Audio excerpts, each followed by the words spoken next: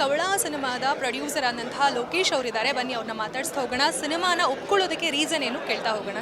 Cinema ಈ ಕವಳ ಸಿನಿಮಾನ ಒಪ್ಕೊಳ್ಳೋದಕ್ಕೆ produce ಮಾಡೋದಕ್ಕೆ ಮೂಲ ಕಾರಣ ಏನು ಸರ್?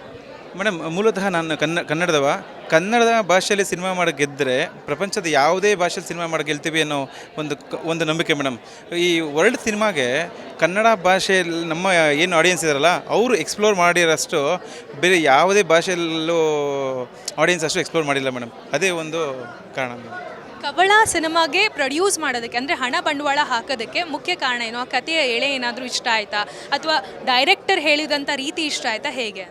ಮೇಡಮ್, ಈಗಿನ ಪ್ರೆಸೆಂಟ್ ಸಿನಾರಿಯೋಗೆ ಈಗ ಒಂದೊಂದು ಒಳ್ಳೆ ಕಂಟೆಂಟ್ ಕೊಡಬೇಕು ಮೇಡಮ್. ನಮ್ಮ ಯಾವುದೇ ಭಾಷೆ ಆಗಲಿ, ಮೇಯ್ನ್ಲಿ ನಮ್ಮ ಕನ್ನಡ ನಮ್ಮ ಸಿನಿ ಪ್ರಿಯರಿಗೆ ಒಂದು ಒಳ್ಳೆ ಕಂಟೆಂಟ್ ಕೊಡಬೇಕು ಅಂತ ಸುಮಾರು ಕಥೆಗಳನ್ನ ಕೇಳ್ತಿದ್ದೆ ಮೇಡಮ್. ಚಿಕ್ಕ ವಯಸ್ಸಿಂದನೂ ಕನ್ನಡದಲ್ಲಿ ಸಿನಿಮಾ ಮಾಡಬೇಕು ಅಂತ ತುಂಬ ಖುಷಿ, ಓಕೆನಾ. ಮತ್ತು ಇಂಡಸ್ಟ್ರಿ ಮೇಲೆ ಎಕ್ಸ್ಪ್ಲೋರ್ ಮಾಡಬೇಕಂತ ಒಂದು ಆಸೆ ಇತ್ತು ಮೇಡಮ್. ಸೊ ಹಾಗಾಗಿ ಸುಮಾರು ಕಥೆಗಳನ್ನ ನೋಡ್ತಾ ಇದ್ದೆ. ಈ ನಮ್ಮ ಡೈರೆಕ್ಟ್ರು ಬಂದು ಈ ಕತೆಗೆ ಅಪ್ರೋಚ್ ಮಾಡಿದಾಗ ಒಬ್ಬ ಸಾಮಾನ್ಯ ಆಡಿಯನ್ಸ್ ಥರ ಈ ಕಥೆನ ಕೇಳಿದೆ. ತುಂಬ ಇಂಟ್ರೆಸ್ಟಿಂಗ್ ಇತ್ತು ಮತ್ತು ಇಷ್ಟ ಆಯಿತು. ಕತೆ ಒಪ್ಕೊಂಡೆ ಮೇಡಮ್. ಈ ಕತೆ ಒಪ್ಕೊಂಡ ನಂತರ ಇಷ್ಟಿಷ್ಟು ಅಂದರೆ ಕೆಲವೊಂದು ಮಾತುಕತೆಗಳಿರ್ತವೆ, ಇಷ್ಟಿಷ್ಟು ಬಂಡವಾಳ ಹಾಕಬೇಕು ಮತ್ತು ಇಂಥ ಹೀರೋಗಳೇ ಬೇಕು ಅಂತೆಲ್ಲ. ನಿಮ್ಮ ಡಿಮ್ಯಾಂಡ್ ಏನಿತ್ತು? ಮೇಡಮ್, ಯಾವುದೇ ಕತೆ ಒಪ್ಕೊಂಡಾಗ ಪ್ರತಿಯೊಬ್ಬರಿಗೂ ಬರುವ ಪ್ರಶ್ನೆ ಅಂದರೆ ಹೀರೋ ಯಾರು, ಯಾರು ಹೀರೋ ಅಂತ ಯಾರು ಹೀರೋ ಅಂತ ಬರುತ್ತೆ. ಸೊ ಹೀರೋ ಅಂತ ಬಂದಾಗ ನಮ್ಮ ಕನ್ನಡ ಇಂಡಸ್ಟ್ರಿಯಲ್ಲಿ ಒಂದು ಗ್ಯಾಪ್ ಉಂಟಾಗಿದೆ, ಹೌದಾ. ಹಾಗೂ ನಮ್ಮ ಕನ್ನಡ ಇಂಡಸ್ಟ್ರಿಗೆ ಒಂದು ಹೆಚ್ಚು ಹೀರೋಗಳ ಅವಶ್ಯಕತೆ ಇದೆ. ಹಾಗಾಗಿ ನಾನು ನನ್ನ ಕಂಟೆಂಟ್ಗೆ ಹೀರೋನ ಸುಮಾರು ಕನ್ನಡ ಸಿನಿಮಾಗಳು ನೋಡಿದೆ. ಈ ಸಂದೀಪ್ದು ಒಂದು 2-3 ಸಿನಿಮಾಗಳು ನೋಡಿದೆ. ಸಂದೀಪ್ನ ಒಂದು 3-4 ಕಡೆ ಇವೆಂಟ್ಗಳಲ್ಲಿ ನೋಡಿದ್ದೆ ನಾನು. ಸೊ ಇವೆಂಟ್ಗಳು ನೋಡಿದಾಗ ಆತನ ನೋಡಿದ್ರೆ ಎಲ್ಲೋ ಅಕ್ಕಪಕ್ಕದ ಹುಡುಗ, ಹತ್ರದ ಹುಡುಗ, ಈ ಥರ ಫೀಲ್ ಆಯಿತು. ಸರಿ, ಆತನೇ ಅಪ್ರೋಚ್ ಮಾಡೋಣ ಅಂತ ಹೋದ್ವಿ. ಈ ಕತೆ ಹೇಳೋಣ ಅಂತ ಹೋದಾಗ ಆಲ್ರೆಡಿ ಒಂದು 2-3 ಕತೆಗಳನ್ನ ಫೈನಲ್ ಮಾಡೋ ಅಂಥದ್ದಲ್ಲಿದ್ದರು.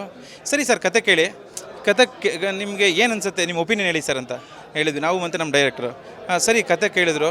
ಕತೆ ಕೇಳಿದ ತಕ್ಷಣ ಇಷ್ಟ ಆಗಿ, ಸರ್ ಆಯಿತು ಸರ್, ಈ ಕತೆ ನಾನು ಮಾಡ್ತೀನಿ ಸರ್, ನಂಗೆ ಇಷ್ಟ ಇದೆ ಅಂತ ಒಪ್ಕೊಂಡಿದ್ದಾರೆ ಮೇಡಮ್. ಸೊ ಕಂಟೆಂಟ್ ಆಗಿದೆ ನಮ್ಮ ಹತ್ರ. ಕಂಟೆಂಟ್ ಒಂದು ಒಳ್ಳೆ ಕಂಟೆಂಟ್ ಇದೆ, ಹೀರೋ ಇದ್ದಾರೆ, ಮತ್ತು ನಮ್ಮದು ಟೆಕ್ನಿಷಿಯನ್ ಟೀಮ್.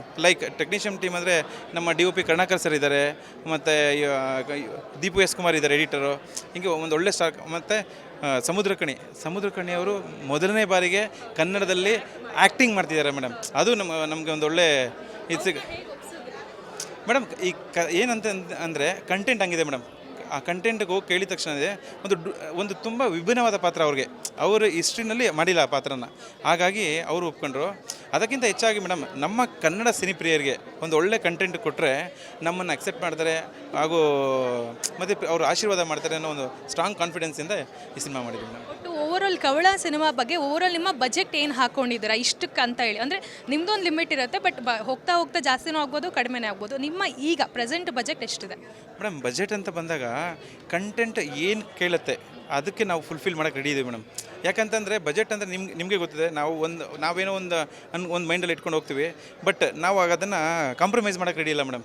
ಒಂದು ಒಳ್ಳೆ ಕಂಟೆಂಟ್ ಸಿಕ್ಕಿದೆ, ನಮ್ಮ ಸಿನಿ ಪ್ರಿಯರಿಗೆ ಇಷ್ಟ ಆಗುತ್ತೆ, ಅದರಲ್ಲೂ ನಮ್ಮ ಕನ್ನಡ ಸಿನಿ ಪ್ರಿಯರಿಗೆ ತುಂಬ ಇಷ್ಟ ಆಗುತ್ತೆ ಅಂತ ನಾವು. ಯಾಕಂದರೆ ನಮ್ಮದು ಸಾಮಾನ್ಯ ಆಡಿಯನ್ನಾಗಿ ಕತೆ ಕೇಳಿದ್ದೀನಿ. ಅದನ್ನು ನಾನೊಬ್ಬ ನಿರ್ಮಾಪಕನಾಗಿ ಕತೆ ಕೇಳಿಲ್ಲ, ಸಾಮಾನ್ಯ ಆಡಿಯನ್ನಾಗಿ ಕತೆ ಕೇಳಿದ್ದೀನಿ. ಹಂಗಾಗಿ ಆ ಕತೆ ಏನು ಕೇಳುತ್ತೆ ಅದಕ್ಕೆ ಫುಲ್ಫಿಲ್ ಮಾಡೋಕ್ಕೆ ರೆಡಿ ಇದ್ದೀವಿ. ಇದೊಂದೇ ಇಲ್ಲ ಮೇಡಮ್ ಎಕ್ಸ್ಪ್ಲೋರೇಷನ್ ಅಂತಂದರೆ ನಮ್ಮದು ಇನ್ನೂ ಒಂದು 2-3 ಪ್ರಾಜೆಕ್ಟು ಬ್ಯಾಕಪ್ಪಲ್ಲಿದೆ. ಹಂಗಾಗಿ ಇದಕ್ಕೆ ಎಂಥದ್ದೊಂದು ಆ ಕತೆಗೆ ಏನು ರೆಡಿ ಫುಲ್ಫಿಲ್ ಕೇಳುತ್ತೋ ಅದನ್ನು ನಾವು ಇನ್ವೆಸ್ಟ್ ಮಾಡೋಕ್ಕೆ ರೆಡಿ ಇದ್ದೀವಿ. Thank you madam. ಇದಾಗಿದ್ದು ಪ್ರೊಡ್ಯೂಸರ್ ಅವರ ಮಾತು. ಇನ್ನು ಕೆಲವೇ ದಿನಗಳಲ್ಲಿ ಈ ಸಿನಿಮಾದ ಚಿತ್ರೀಕರಣ ಸಹ ಪ್ರಾರಂಭ ಆಗುತ್ತೆ. ಇದರ ಅಪ್ಡೇಟ್ ಏನು ಕೊಡ್ತಾ ಹೋಗ್ತೀವಿ. ಮತ್ತಷ್ಟು ಸುದ್ದಿಗಾಗಿ ನೋಡ್ತಾ ಇರಿ ಸಂಜೀವಾಣಿ. ಕ್ಯಾಮ್ರಾ ಪರ್ಸನ್ ನಾಗರಾಜ್ ಜೊತೆ ಮಮತಾಶ್ರೀ ಐನಾಪುರ್.